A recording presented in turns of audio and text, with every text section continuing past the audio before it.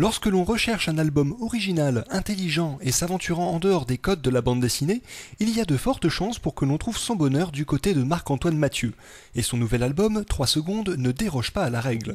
L'auteur nous propose un voyage de 3 longues secondes à la vitesse hallucinante d'un photon de lumière, une allure à laquelle tout semble figé. Un zoom avant perpétuel qui permettra au lecteur, grâce au reflet d'une multitude de miroirs et d'objets réfléchissants, de trouver la solution à l'énigme proposée. On se surprend très rapidement à étudier minutieusement chaque case de l'album, une glace à la main afin de déchiffrer les articles de journaux souvent imprimés à l'envers. Petit à petit, les indices semés à droite à gauche par l'auteur permettent de reconstituer le puzzle et nous rend alors témoins d'un gigantesque complot. Sachez également qu'une version numérique offerte avec l'album est disponible sur le site des éditions Delcourt, un ultime coup de pouce qui vous permettra d'éclaircir les dernières zones d'ombre. Vous l'aurez compris, 3 secondes est beaucoup plus qu'une bande dessinée, c'est une véritable enquête diablement bien mise en scène par le maître de la bande dessinée expérimentale. Les amateurs d'humour absurde ont de quoi se réjouir avec l'arrivée en librairie de Coucou Bouzon, la nouvelle bande dessinée de Anouk Ricard. Avec cet album, l'auteur nous raconte l'histoire de Richard, un jeune canard bleu, qui vient d'être embauché dans l'entreprise de pendule à coucou de Monsieur Bouzon, patron à la fois fantaisiste, culotté, autoritaire et lunatique.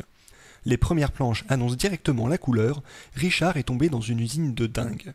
Utilisant brillamment de nombreuses situations délirantes, agrémentées de dialogues complètement décalés, Anouk Ricard peint sa vision particulière du monde du travail qui s'avère ne pas être si éloigné de la réalité.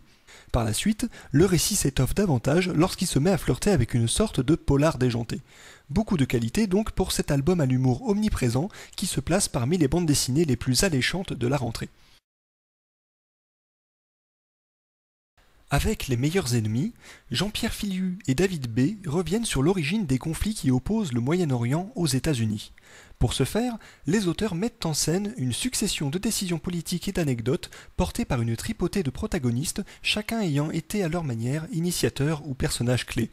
Ce premier tome se consacre au début de la relation entre ces deux acteurs et montre astucieusement comment s'est effectué le glissement colonial des grandes puissances européennes aux États-Unis. L'ensemble est clair, extrêmement bien documenté et magnifiquement illustré par le grand David B. Pour conclure, Les meilleurs ennemis est un livre intelligent et captivant qui réussit à nous instruire tout en nous divertissant. Une bande dessinée à ne pas rater. Et maintenant, nous nous quittons devant ce petit échantillon des nouveautés prévues cette semaine. On notera la sortie très attendue des 2 nouveaux tomes de la série Destin, mais encore un nouvel album dans l'univers de Bloc 109, la conclusion du diptyque L'Angélus de la collection Secret, ainsi que Frenchman, un nouveau one-shot de Patrick Prugne, dessinateur de l'excellent Canoë Bay. Plein de bonnes lectures en perspective, de quoi démarrer la semaine du bon pied. On se retrouve très bientôt pour un nouveau flash, bonne semaine et bonne lecture à tous.